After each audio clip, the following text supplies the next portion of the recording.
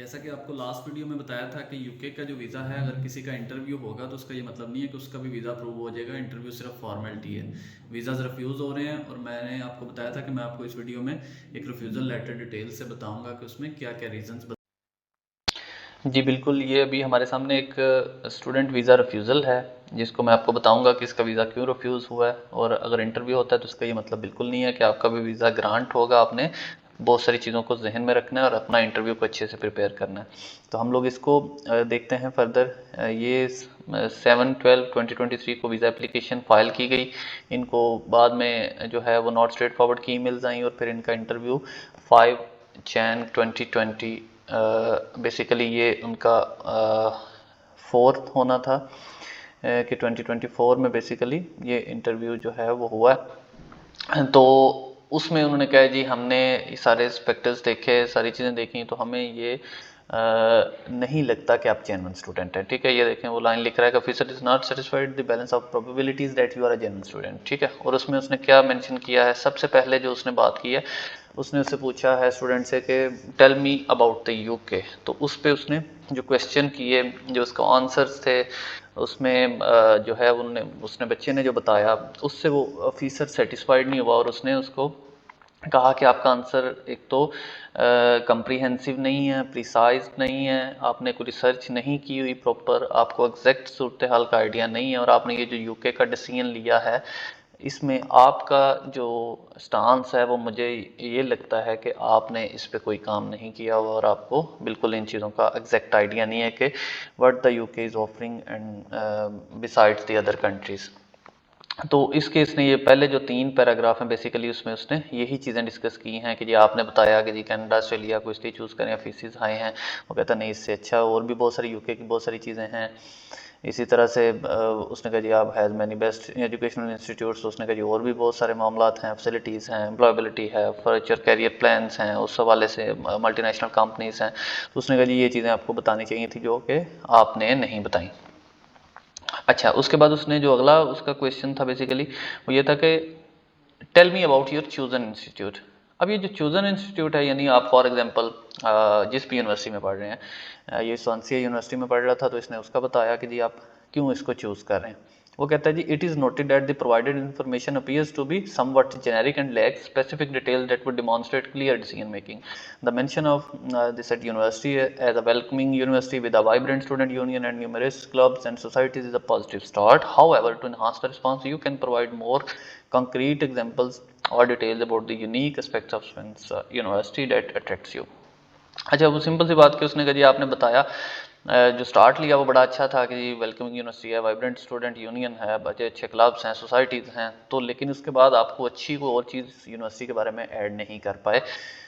तो मुझे लगता है कि ये आपने रिस्पांस ठीक नहीं किया। फर्दर मोर में उसने कहा जी when asked about the club and societies you plan to join, तो कि आप यूनिवर्सिटी के पास क्लब्स एंड सोसाइटीज़ हैं तो आप किसको ज्वाइन करेंगे। The response is limited to mentioning beautiful beaches, bars and gym, which is somewhat vague and lack depth. It would be beneficial if you specific particular clubs or societies interest। वो कहते हैं भाई मैंने जब आपसे पूछा कि आप किस सोसाइटी क्लब को ज्वाइन करोगे, यानी वहाँ पे लिटरेरी सोसाइटी हो सकती है, सोशल सोसाइटीज़ हो सकती हैं, मोटिंग सोसाइटीज़ हो सकती हैं, आपकी एक्स्ट्रा करिकुलर में बहुत सारे और बहुत से चीज़ें आती हैं, तो आपने उसके बारे में प्रॉपर नहीं बताया और आपका आंसर जो है वो क्लियर नहीं है कि आपने इस यूनिवर्सिटी को क्यों चूज़ किया। इसके अलावा मैंने जो वीज़ा ऑफिसर है उसने पूछा कि एनीथिंग एल्स, यानी इसके अलावा, तो उसने फिर यही कहा welcome and friendly university, city के बारे में बता दिया, साउथ वेस्ट वेल में है, while these points are positive that they are some it general and could be strengthen with the more specific. वो कहता भाई ठीक है, बात ठीक है, लेकिन इसको कुछ स्पेसिफिक डिटेल तो दें, कुछ बताएं और इसके बारे में। तो कि जी आपने किस तरह से इसको जो है वो आपका को प्रीवियस को स्टूडेंट वहाँ पे मौजूद है, को आपके दोस्त ने रेफ़र किया, किसने किया, यूनिवर्सिटी का अपना स्टेटस क्या है, यूनिवर्सिटी की रैंकिंग क्या है, यूनिवर्सिटी कौन कौन से कोर्सेज ऑफर कर रही है, यूनिवर्सिटी की एम्प्लॉयबिलिटी रेशियोज़ क्या हैं, फर्दर इसका जो वहाँ पे इंटरनेशनल ऑर्गेनाइजेशन के साथ इनकी लिंकेजेस हैं वो किस तरह से हैं, प्रोफेशनल बॉडीज़ के साथ ये कैसे डील करते हैं। तो वो कहते हैं जी आपने जर्नल से स्टेटमेंट दे दी। अच्छा, उसके बाद उसने जो ये मैं लास्ट वीडियो में भी आपको ये बताया था कि उसको कोई क्वेश्चन रिपीट ना करना पड़े, ये बड़ा नेगेटिव इफेक्ट है। उसने कहा जी आप काफ़ी सारी चीज़ें जो मैंने देखी कि आपने जो क्वेश्चन आपसे पूछे गए आपने बार बार उनको कहा कि मुझे रिपीट करके बताएं, फिर उनकी रिफ्रेज किया गया यानी कोई वर्ड और ऐड किया गया, तो फिर आपको समझ आई कि अच्छा ये बात वो वाली पूछ रहा है। तो वो कहता है भाई आपकी स्टडी सारी इंग्लिश में है तो आप कैसे वहाँ पे पढ़ेंगे, और स्टडी ज़्यादा कॉम्प्लेक्स हैं इन क्वेश्चन से, ये तो जर्नल से क्वेश्चन थे।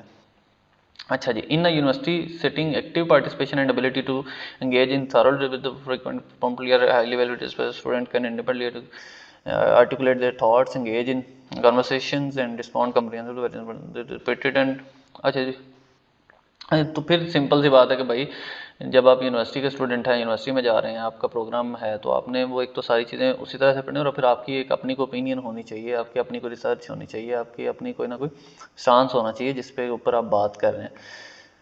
अच्छा जी, उसके बाद जनाब उसने कहा जी the interview is your opportunity to demonstrate you have fully, वो कहते हैं जी ये इंटरव्यू आपके लिए अपॉर्चुनिटी था कि आप बताएं कि आप अपनी स्टडीज़ के लिए प्रिपेयर हैं, आपने अच्छी यूनिवर्सिटी चूज़ की, अच्छा डेस्टिनेशन चूज़ की है, आपके पास उसकी प्रॉपर रिसर्च थी, लेकिन जो कोर्स है वो क्या करेगा, कोर्स के साथ स्ट्रॉन्ग टाइज, वो I am not satisfied that you about responses, कहते हैं जी मैं जो आपने रिस्पॉन्स किए हैं मैं उससे सेटिस्फाइड नहीं हूँ, तो इसलिए मुझे ये leads me to doubts your intention to the, तो मुझे ये खदशात मेरे जहन में आ रहे हैं कि आप पता नहीं वहाँ पे आके पढ़ोगे या नहीं, फिर फर्दर आप कहीं इलीगल ना हो जाओ व्हाट्सएवर। तो फिर उसने कहा जी given the above officer is not satisfied that you are a genuine student, I am therefore refusing your application, तो उसने एप्लीकेशन रिफ्यूज कर दी। अब अगर हम जर्नल से बात करें तो इसमें सारी वही चीज़ें हैं जो बार बार बार बार वही 3 से 4 क्वेश्चन हुए हैं। उसमें सिर्फ उसने एक चीज़ देखी है कि आप उसकी बात को समझ पा रहे हैं, आप कुछ क्वेश्चन को थोड़ा सा समझ के उसका प्रॉपर रिस्पॉन्स कर रहे हैं, आप कुछ एक्चुअल एडिशंस कर रहे हैं कि नहीं, यानी रियल टाइम कुछ एडिशंस होती हैं आप प्रॉपर बताते हैं, कुछ 4 से 5 पॉइंट हर क्वेश्चन के अच्छे से अगर आप उसको एलेबरेट करके बताते हैं तो डेफिनेटली उसको वीज़ा देने में कोई इशू नहीं है, वो वीज़ा देना चाहता है। लेकिन अगर आप बिल्कुल उसको मायूस करेंगे, इस तरह के आंसर्स दे के आप उसको प्रॉपर बता नहीं पाएंगे, आप उसके क्वेश्चंस को अंडरस्टैंड नहीं करेंगे, तो देन डेफिनेटली आपका भी वीज़ा रिफ्यूज़ होगा। तो इसलिए जिन जिन स्टूडेंट्स के इंटरव्यूज़ आए हुए हैं या जिनको नॉट स्ट्रेट फॉरवर्ड की ईमेल आई है, मेरी उनको सजेशन है कि वो अपने इंटरव्यू की तैयारी करें, प्रॉपर तैयारी करें, और यही 5 से 10 क्वेश्चंस को तैयार कर लें तो आपका इंटरव्यू क्लियर भी हो जाएगा, आपका इंशाल्लाह वीज़ा भी आएगा, कोई इसमें इशू वाली बात नहीं है। तो ये मैंने आपको कहा था कि मैं आपको एक रियल टाइम जो रिफ्यूज़ल है उसमें जो रीज़न्स लगी हैं, जो कॉमन रीज़न लगी हैं, अभी तो इसमें कुछ और उसने पूछा ही नहीं है टेक्निकल, अगर वो कुछ और डेप्थ में जाए तो फिर तो बिल्कुल ही बेड़ा गर्क हो जाए, तो इसलिए वो वीज़ा देना चाहता है। लेकिन अगर आप खुद से नहीं वीज़ा लेना चाहते और आप चाहते हैं कि भाई हमने बस जैसे रट्टे रुट्टे लगाए थे पहले, या हमने जैसे पैसे दे के ऑक्सफोर्ड कर लिया, जैसे पैसे दे के कुछ और कर लिया, तो ये इंटरव्यू में भी ऐसे ही हो जाएगा, ऐसा नहीं होना। थोड़ा सा इसको सीरियस लें, आपके पैसे स्टेक पे हैं, आपके इतने सारी कैरियर स्टेक पे है, इन चीज़ों को जहन में रखें और उसके अकॉर्डिंगली इसकी तैयारी अच्छे से करें, भरपूर करें, बार बार प्रैक्टिस करें, लिखें, बोलें, तो फिर ही आपकी ये प्रैक्टिस होगी और फिर आप अच्छे से अपना इंटरव्यू जो है वो पास भी कर पाएंगे। Thank you so much.